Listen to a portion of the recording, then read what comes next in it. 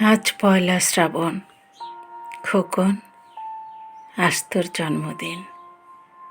তুই যখন জন্মেছিলি আমরা তখন যাদবপুরে, নতুন গড়ে ওঠা কলোনির টালির ঘরে। তোর স্কুল মাস্টার বাবা সেই হ্যারিকেনের আলো জ্বলা ঘরেই আনন্দে আর খুশিতে ঝলমলে হয়ে উঠেছিলেন। তুই আসার পর তোর নাম রেখেছিলেন সুকল্যাণ। মানুষটার মনটা ছিল শিশুর মতন, অভাবে অনটনে বেঁচে থাকার নানা দুর্বিপাকেও ভেঙে পড়তেন না কখনো।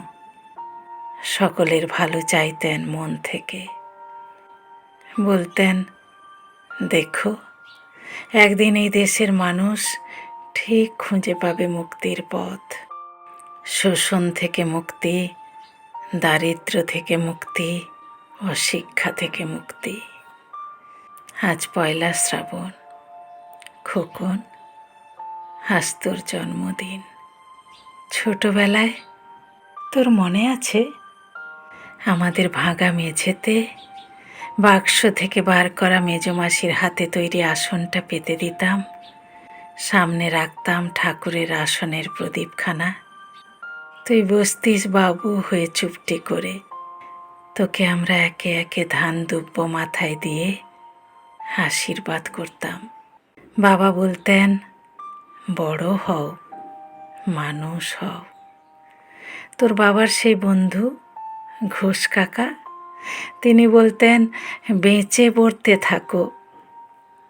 তুই জিজ্ঞেস করতিস, মা পড়তে মানে কি মা? আমি শুধু তোর মাথায় ধান দুব্বই দিতাম, বলতাম না কিছুই। শুধু মনে মনে বলতাম, ঠাকুর আমার খোকনকে মস্ত বড় মানুষ করে তোলো। আমার খোকন যেন সত্যিই মানুষ হয়, ওর যেন কখনো কোনো বিপদ না হয় ঠাকুর।